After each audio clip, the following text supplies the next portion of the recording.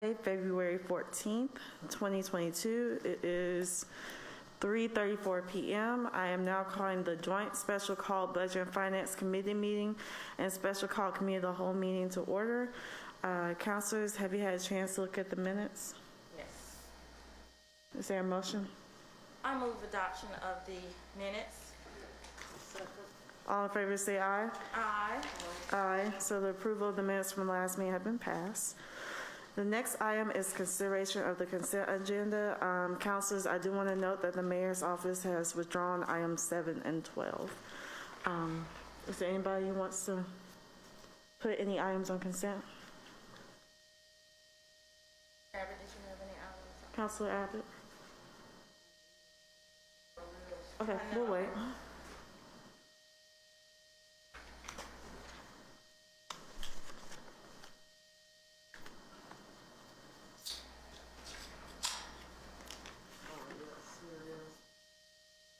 And I would like to place items 5, 9, 15, 16, 17, 18, and 19 on consent.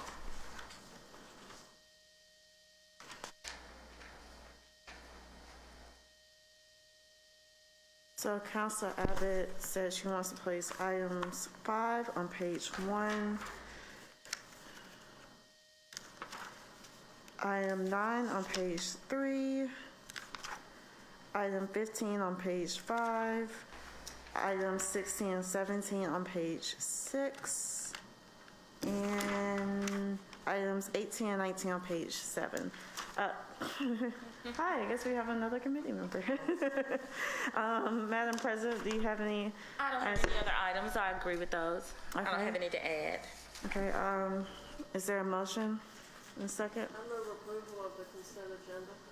Second. Okay, all in favor say aye. Aye. Okay, consent of the consent agenda has passed.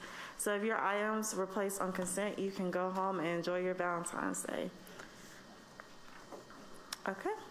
Well, the first, yeah, you can go if your item was on consent. Yeah, you can go. That means it passed. Okay, the first item is item number 4, a resolution authorizing the mayor to execute an agreement with SHI International Corporation to purchase Threat Advice NXT software and services for a period not to extend 3 years.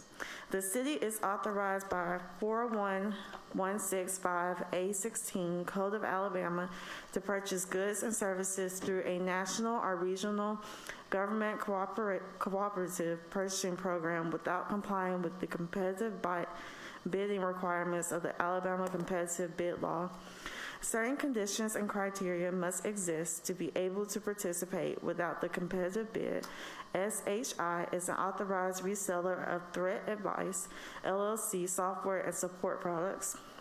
This entity has been awarded contract number 201801102 by Omnia Partners Public Sector, a national purchasing cooperative for the goods or services as part of this agreement. The city is authorized to expend an amount not to exceed $351,304.32 for this purchase. The mayor is further authorized to execute any and all documents necessary to accomplish the purpose of this resolution. Second. Okay, is there someone here to speak to this item? Yes, ma'am. Ms. Patrick McClendon is here to answer any questions you may have, councilors. Okay. Good afternoon, Patrick McClendon, Information Management Services. Okay, councilors, do you have any questions? Okay, Councilor Abbott. I wanted to turn on my mic. I wanted to know what Threat Advice NXT software does and what department it's for. For Information Management Services, it's for information security, for cybersecurity. And it's a combination of consulting services and that we use software to help assess our security position, our security. Well, I'm sure we need it. It says on here that SHI is an authorized reseller of Thread Advice LLC software. So if they're a reseller, like, have they added additional services to go along with the software, or I'm trying to see why we're buying from a reseller. Right, we do a lot of our purchasing through SHI or other purchasing cooperatives. So this, what it is it's like a group bid that many governments participate in, so that you don't have to bid the individual thing as a city, kind of shared. Okay, is that a service we buy into? No, we just buy through it. Okay, well, that answers my questions. Thank you. Madam President? Yes, I just have one question. Is this a renewal or is this a new service? The new service. This is a new service, all right. And again, I'm looking at, it's for 3 years. 3 years. And is there training that's involved in this or the implementation of this? How long would it take? And is there a training span that we would have to have for anyone, or the software does the work for us? Well, I'd say most of the benefit actually comes from the consulting services that are part of it, and they provide training to our data security personnel. And they also use software to help assess whether our systems are secure or not, and help train our people in how to make them more secure. All right. Thank you very much. Those are my questions. Okay. Thank you. There's been a motion and a second. All in favor say aye. Aye. Okay, that item passes. Thank you. We will move on to item number 6. Item number 6, a resolution approving and authorizing the mayor to execute a purchase and sale agreement between the Birmingham Board of Education of Birmingham, Alabama, and the City of Birmingham, under which the city will purchase real estate known as Hill Elementary School, located at 507 3rd Street North, Birmingham, Alabama, 35203, for a total purchase price of $820,000 in support of the city's Choice Neighborhoods Implementation Grant application. Is there a motion and a second? I move approval. Second. Okay, Mr. Hatcher or Mayor Woodfin, whoever's going to speak.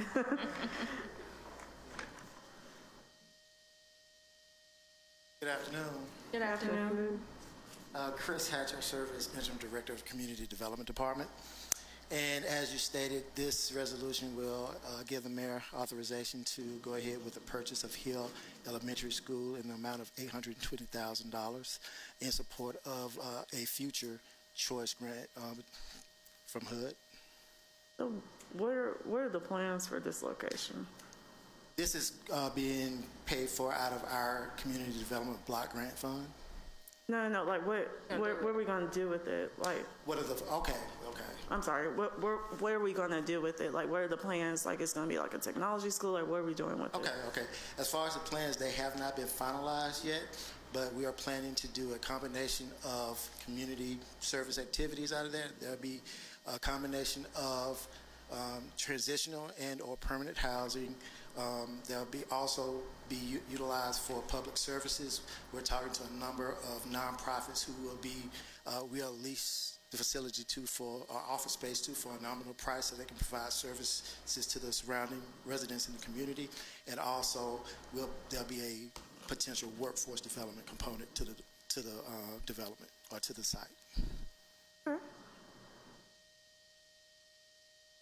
Pro Tem, that's a very fair question, and I can see the concern in your eyes of why would you approve something that is not a definitive program or partner. The truth is, there's some competing interests in what we're doing now is vetting. What we don't want to miss out on is our opportunity to draw down on these CDBG funds to actually support this project through community development. Okay. I got a comment about that, a positive one, but Councilor Abbott, do you have any questions? Well, my question was in a similar vein. Is this Choice Neighborhoods grant application a sure thing, or are we going to be stuck with Hill Elementary School, as a white elephant? No, ma'am. No grant application is a sure thing. A little background about Choice Neighborhoods. We submit the Choice Neighborhoods grant to HUD in partnership with the Housing Authority. Housing Authority is usually the lead applicant, and the City of Birmingham a co-applicant. The beautiful thing about Choice Neighborhoods is that it's a concentration on the redevelopment of the housing units on site at the public housing site. And also there is a adjacent neighborhood piece that the city of Birmingham is responsible for implementing with partners, with identified partners. The beautiful thing about it is that if we're not awarded the public housing site, we have a plan to implement the city's portion of the plan. So the Hill acquisition is just a continuation of the implementation of the city's portion of that Choice Neighborhoods grant. Oh, okay, so the Hill Elementary School is a sure deal because we're going to do it anyway, whether or not we get the Choice Neighborhoods grant. Correct. And how are we funding that? Are we funding the choice? Well, I mean, don't you have to renovate the school after you buy it in order to turn it in? The school is in very good condition right now, so the school is moving ready. So it has not been vandalized. It's in great condition. So we'll purchase the school. Our main charge is to get folks in there to prevent, not have it be vacant, so it has the potential to be vandalized. So it's moving ready. We may have to do some renovation if we do such a thing as a bill to suit for organizations or for housing, those potential, but that will be in conjunction with whoever we partner with. Okay, well, I'm satisfied then. I just didn't want to buy something that we were going to be stuck with. Yeah. We have so many things we're stuck with. Understood. And they get vandalized. So I'm very happy to hear it hadn't been vandalized yet. Let's hurry up and get it. Like I said, our goal is to get it and put a productive use in it, so we stave off the chances for it to be vandalized. Okay, thank you. Madam President? Thank you very much. And I am happy to see that this is one of our vacant schools that will be repurposed and have an opportunity to be a positive part of the community. And I guess I was just going to ask the same question. How long is the school, was this sold in like the 2010 when they moved the schools, or how long has the building been vacant? Because it's very good to hear that there's not a lot of damage. Right. The school has not been used as a teaching facility, but the school board has maintained it. They use it for some storage, and they have used it for some other school-related services. But as far, and I believe Marlon King is here to speak, who is the real estate officer representing the school board. He can speak in a little bit more detail to that. Well, I was just trying to really just kind of get in my mind thinking how long it's been sitting there, and it's just a great that it's something that we can repurpose and utilize. Okay. Yes, thank you, Mayor. It was closed as a school in 2015, so it hasn't been in school use since 2015. Okay. Thank you very much. That's the only question I had. Thank you. Madam President, I do have one other question. Do we have an appraisal of the property? Yes, the appraisal is $820,000. Want to come speak to that, Marlon? Good afternoon, Marlon King with Block Global on behalf of the school district. The last appraisal was November 2020, and it was $820,000. It was the second appraisal. The previous appraisal was done in 2014, so the value went up approximately about $60,000. Okay. Well, that's good. Will we have to change the zoning of this property when we do whatever we do? It's currently zoned R3, which is single family zone. Under the current zoning, we would not have to change it, but just depending on what the ultimate end use will be, there may be some approvals that we may need, such as if we do transitional housing, we may need a communal living facilities agreement that we'll have to go through our approval process, but we just need to figure out or come to a resolution on what that final use will be, and then we can let you know what those regulatory approvals will be. But as far as the zoning, as current zoning, no, we would not need to change the zoning. So communal living is allowed in R3 single family? Really? With it's been a while since I was in PEP, but with a communal living approval, I believe it can be. At least a portion of the property can Well, I be. would say I don't think so, but our new ordinance is so strange that it could. But I was just curious about that because you were talking about office uses and community services and public services, which are not residential uses. And normally residential means residential.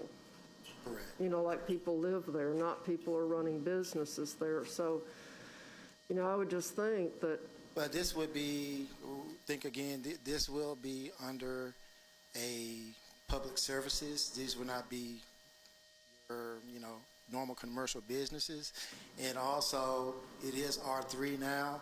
I believe with communal, we would be able to do it. But also, I believe that since this is on the Greymount Avenue corridor, I think the zoning, as far as when the new character-based code comes into effect, it will accommodate this use there. okay, well, thank you. Thank you, Madam President, Chair, Yes, Chairman Person. I just want to say great job. I'm glad we're repurposing vacant buildings because you're right, a lot of times they get vandalized or there are squatters in there. I think it's very progressive to have workforce development in there and nonprofits, really to give people a place where they can walk to help them get jobs. So I want to thank you for that. There's been a motion and a second. All in favor say aye. Aye. That item passes. Thank you. Thank you all. The next item is item number 8. A resolution approving and authorizing the mayor to execute an agreement between the city of Birmingham and Exum Special LLC under these terms. It shall provide GIS support block services for the GIS platform systems used by the Planning, Engineering, and Permits Department for a term of 1 year. The city shall pay an amount not to exceed $35,000. Move the item. Second. Okay, Mr. Patrick?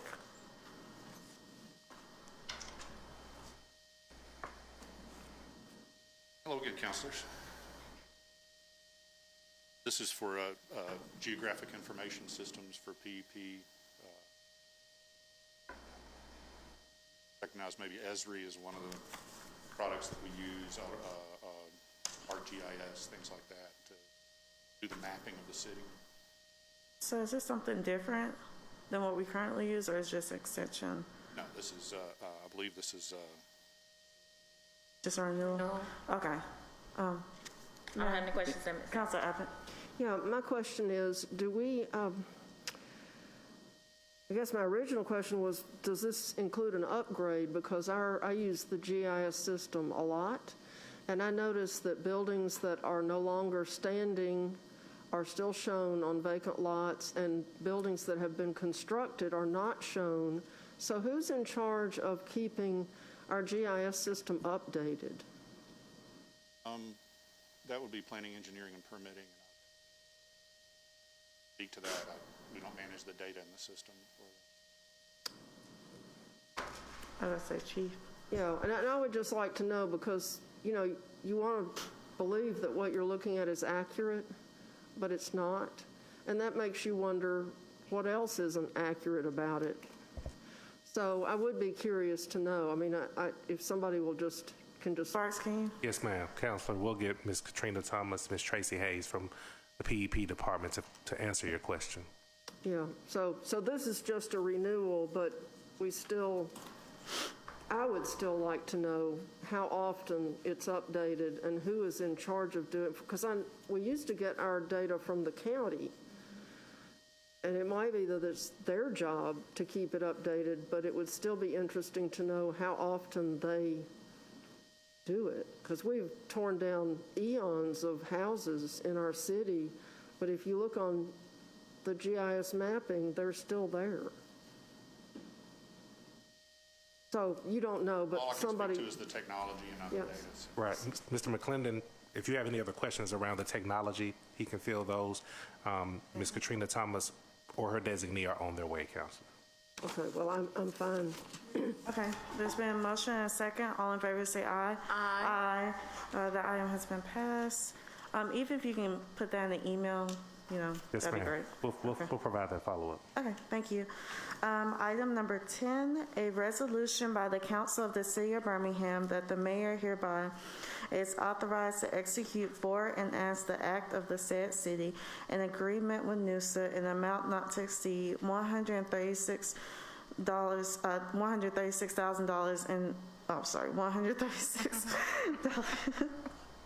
and $950. This approval and authorization will allow for the registration of up to 495 neighborhood officers or volunteers of the city's neighborhood associations, which is not to exceed 5 per neighborhood, as well as 3 CRRs as employees of the City of Birmingham to attend the 2022 NUSA conference in Little Rock, Arkansas, May 3rd through May 7th, 2022. The registration cost per attendee shall not exceed $275. This event serves to educate and train neighborhood officers and CRRs on community visioning and providing information guides that will benefit those seeking community and economic development resources to improve their neighborhoods. Said sums to come from the respective neighborhood associations accounts with a total not to exceed $1,375 per neighborhood. Move the item. Second. Okay, Attorney Lost? Or Ms. Fields? Well, Attorney Fields. Either one. We also have Ms. Alice Williams on via WebEx as well, to assist Ms. Attorney Fields. Good afternoon. Yolanda Lawson, Office of City Attorney. I'm not sure what you would like for me to address. Well, it's probably not your part, but I'll ask my question if it's okay with the chairman. $275 per person for a 3-day conference obviously does not compute. So how much additional funding is going to be required to get people to Little Rock? And I assume they'll want to stay in a motel rather than driving home every night. So what is the total cost of this endeavor? Yes, so the total cost that we actually, Yes, ma'am. For the record, my name is Jasmine Fields. I serve as the Senior Community Resource Representative in Community Resource Services. Also, you heard that our Deputy Director, Alice Williams, is on to kind of piggyback on if I speak incorrectly. In the item, it does ask for $1,375. That would cover the cost of hotel, stay, travel, by motor coach, registration, and per diem. Initially, we were estimating with cost to assume that it would be $2,500 per delegate. The item says that $1,300 per neighborhood, which we don't feel would be sufficient to send 5 delegates a neighborhood. Mm-hmm. I'm so confused. Wait, what? Okay, 275 times 5 is 1,375. So that would cover 5 people per neighborhood going to a conference and having to stay somewhere and eat something. So how much is the cost per person to actually go to the conference, be registered, sleep, eat, and travel? Okay. Councilor Abbott, good afternoon. This is Alice Williams. I would like to speak if you don't mind. Sure. Okay, good afternoon, everyone. So the cost of registration, that $275 is a late cost. So that's the cost for each person to register. The cost also includes hotel, which is $125 a day, which we travel on the 4th through the 7th. So we won't be there the entire time. So that estimated hotel cost runs about $500 or something. And then we do a per diem cost, which is the day of travel, you don't get the full cost of per diem because we won't be traveling all day and the way back. So we tried to include as much as we could in that cost. And like Jasmine was saying initially, we were asking $25 per 5 people attending in the neighborhood. So we're asking each person be allocated up to $2,500 just so we can cover the cost, because we were looking into other options. We don't know how much it's going to cost or how many buses we'll need to transport them, because we've opted to allow people to use their own transportation to get there if they use cars or airline. So we're using the bus, and so we're still working on those costs right now. We don't expect it to be $2,500 per person, but we're just trying to get an allocation of up to $2,500 per person. If I could add to that, Alice, Attorney Lawson is sharing too that this first resolution is just for registration, and we would come back once we get the actual travel costs and do a second resolution for that. So we're giving y'all just the grand scheme of things, but right now we just want to focus on the registration costs and what Alice is saying at $500 a person. Okay, thank you for the clarification, because I think that's what Councilor Abbott was asking about, because it was almost like, are you trying to revise or, okay, that makes sense. I got you. Yeah, and being registered means nothing if you can't stay there. I mean, you know, even if it's just 3 or 4 days, but that would be $12,500 per neighborhood if they actually sent 5 people. Yes. And it will come out of each neighborhood's funds. Yes. Okay, so we'll see the rest of it. See, I don't like things piecemeal. I like to see the whole proposal all at once. Because you know the other shoe is going to drop. If I may add, Councilor Abbott, just as you stated correctly, a lot of times we do not reach the 495 registrants. So it has historically been better to just the actual registrants to come back and request the funding for those participants versus a umbrella funding for 5 neighborhoods at, you know, whatever their total cost would be. So if another wave of COVID comes and we decide not to go, is this refundable? Well, I will tell you, I'm not sure about the refund part, but last year we had something very similar, and they converted the convention from in-person to virtual. So I'm not sure about how they're going to handle the registration fee, but that's possible. Well, I pray that it doesn't happen, but you know, you can't really count on anything right now. So thank you, Madam Chairman. Yes, Madam President. Yes, I did have one question. I've been in attendance of a few neighborhood meetings, and they've already started voting. I think they had a March something date that they needed to provide that information to you. And I was just wondering, when those meetings I was in, it didn't state 5 people. I was just wondering, is this up to, because most of them have 1 or 2, but is it stated for them that they're seeking 5 or they have up to 5? Yes, the staff has had conversations with our officers. The language is not to exceed 5, but because of the cost, people are usually just in there 1 to 3. Okay. So they don't have to send 5. I think Ms. Williams wanted to chime in. That's what I was just about to say, Jazz has it. So yeah, we know the final decision is up to the council. So we just put the number up there, up to 5 people, so it wouldn't exceed that amount. But it's totally up to the council, the number of people that can attend this. One more question. Yeah, yes. Are you done with all your Yes, questions? thank you. Okay, Councilor Abbott. Yeah. Do we still have the reporting requirement for people who attend these events to come back and write a report to inform their fellow neighborhood people who didn't get to go to the conference? Well, Councilor, that's up to the council. We had it in there before, and it was removed by the council president. So that's always an option, and it's totally up to the council. That was the previous president changed that, and we voted on that as a council. We did remove that. Yeah, well, I personally thought that the reporting requirement was good, and it prevents people treating it as a vacation and going shopping instead of going to the workshops.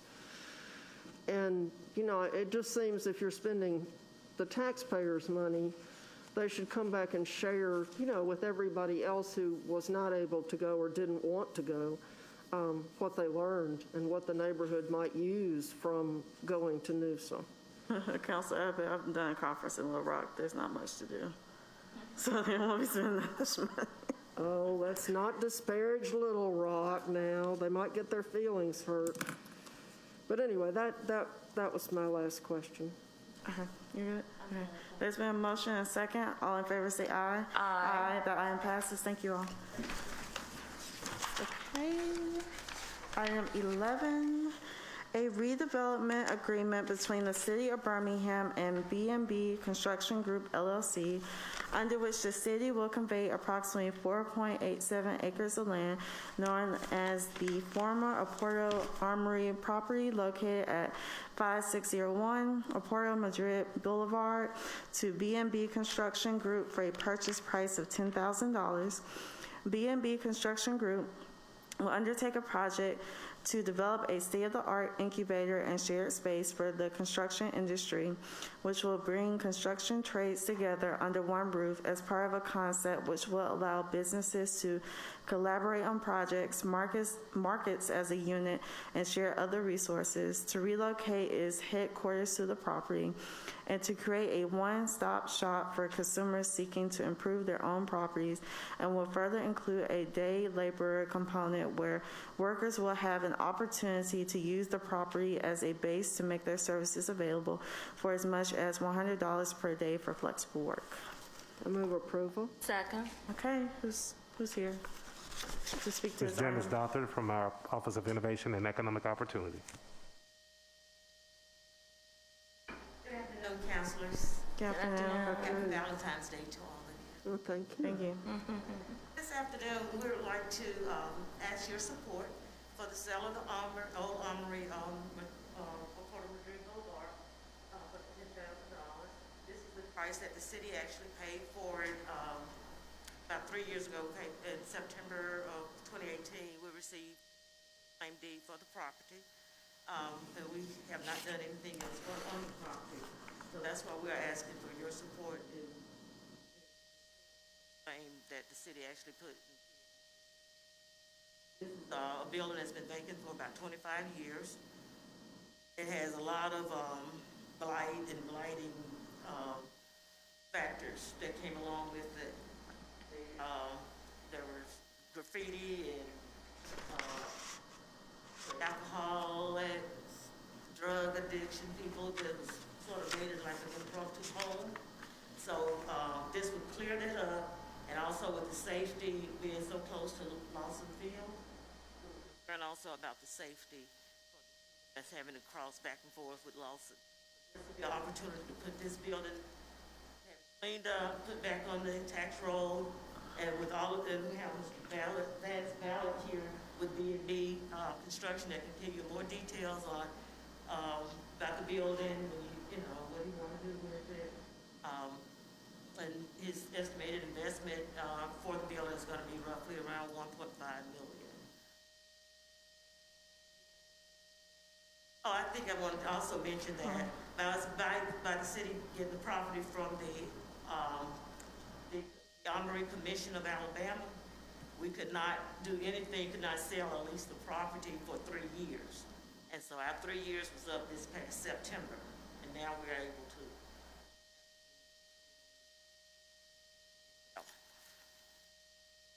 to. Okay. Councilor Abbott. Okay, so we're going to sell it for $10,000, which is what we paid for it.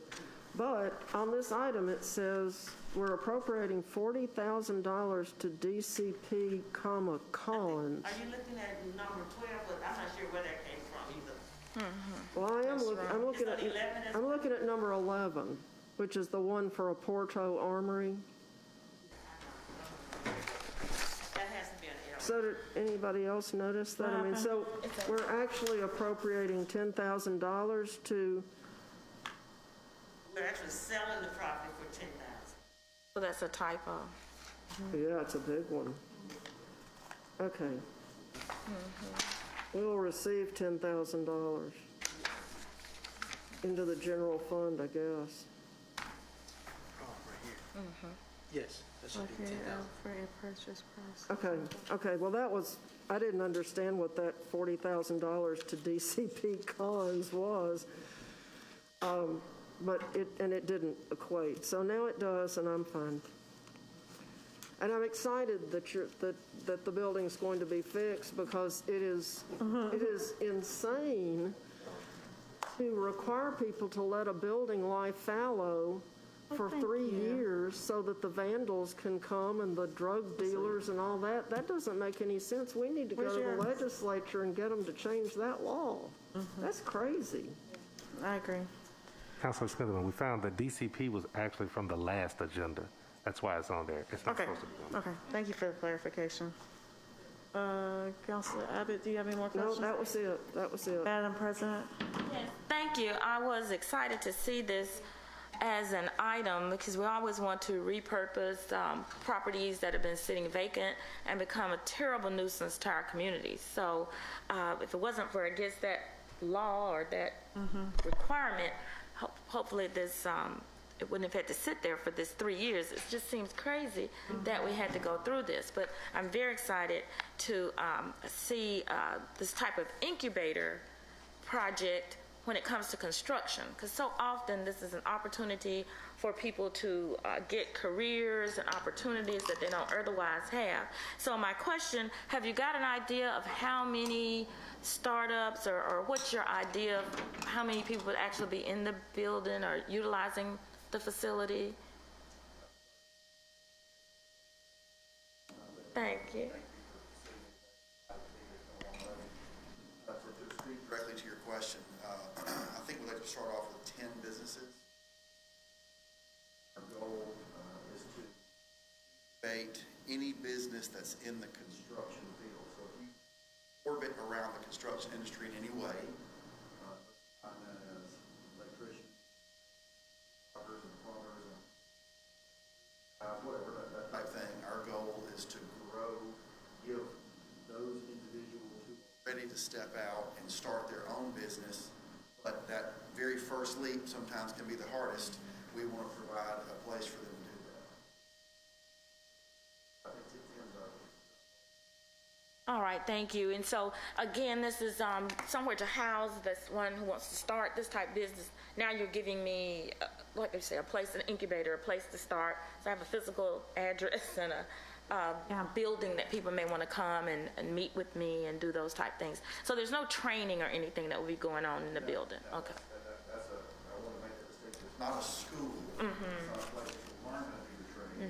It's a place once you know how to do your trade. Like a startup. Set it in a business and put that in motion. Okay. Thank you. Thanks for clarifying that. Thank you. But they also have Lost and Stay in Your District where they can learn the skills, right? And then, Oh, Lord, yes. yeah. They just were in the paper today about some additional workforce development they're doing there, so great. Oh, that's Thank good. you. Council Abbott, you good? I'm good. Okay. There's been a motion and a second. All in favor say aye. Aye. The item passes. Thank you. Thank you. I'm probably gonna call it both items 13 and 14 together.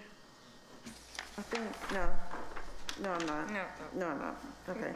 Item 13, a resolution authorizing and requiring the mayor to cancel the contract with Infotech Research Group Incorporated, dated December 20th, 2019, and rescinding the authority granted pursuant to resolution number 2830-19. Additionally, this resolution authorizes the mayor to execute an agreement with Infotech Research Group Incorporated for Infotech's IT research and advisory memberships that consists of consulting and workshop services for a period of 3 years.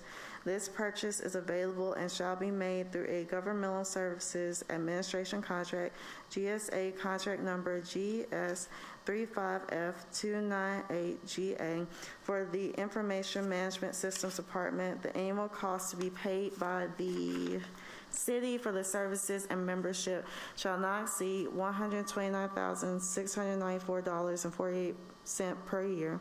The total compensation paid by the city pursuant to this agreement shall not exceed $389,083.44. I move approval. Second. Okay. Again, Councilor Patrick Linden, I serve. Madam President, do you have any questions? Council Abbott? I did, and now I can't find my note. Oh, I know what it was. we're canceling the contract that we have, and then we're entering into another contract that we don't have.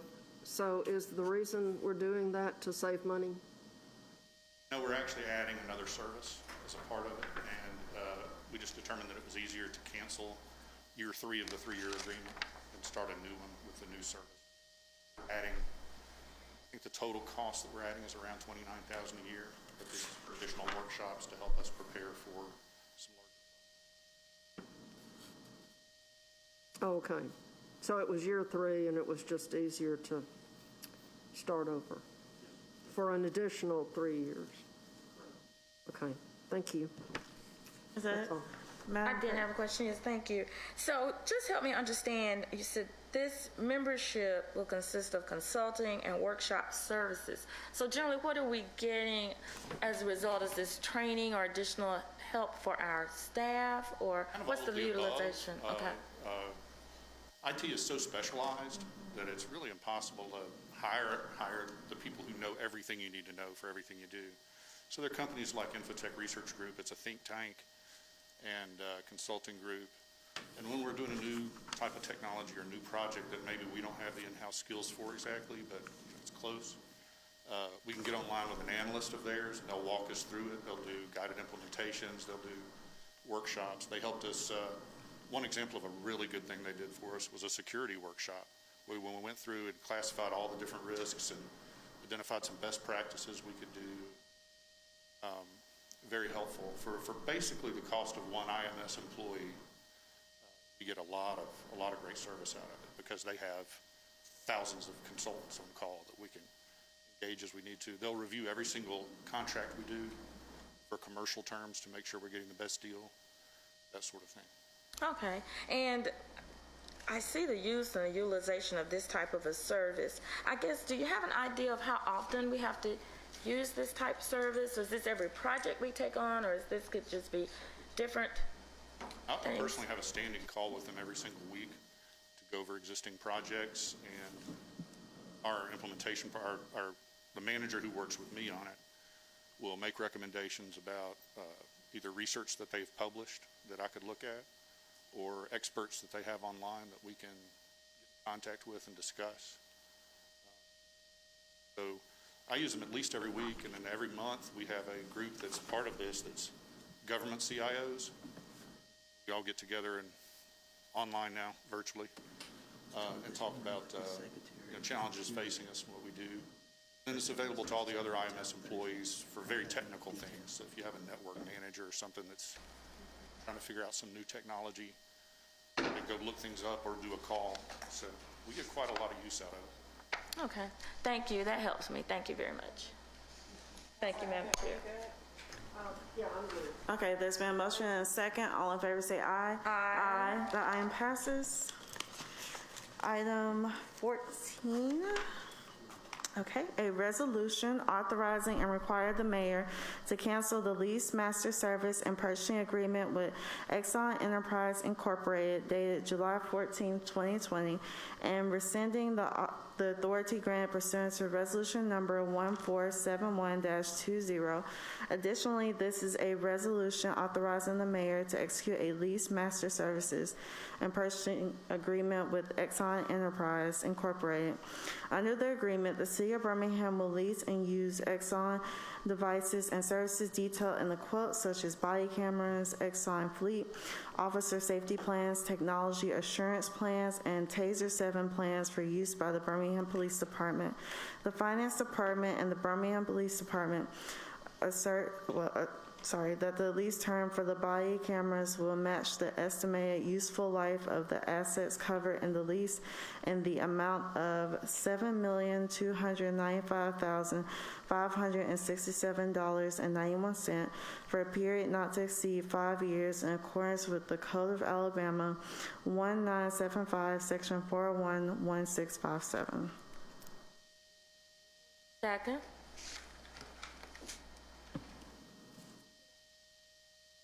Happy Valentine's Day. Don't we? I do. Yeah, you can ask. You're probably going to ask the same question. You can go, Councilor Abbott. Is this the same situation as the last one where we're canceling in the middle to start all over again? Okay, that's all I wanted to know. Thank you. Madam Any President, questions? okay. There's been a motion and a second. All in favor say aye. Aye. The item passes. I think we are done. The next Budget and Finance Committee meeting will be on Monday, February 28th, 2022 at 3:30 p.m. in the council chambers. Is there a motion? Move for adjournment. Second. All in favor say aye. Aye. Aye.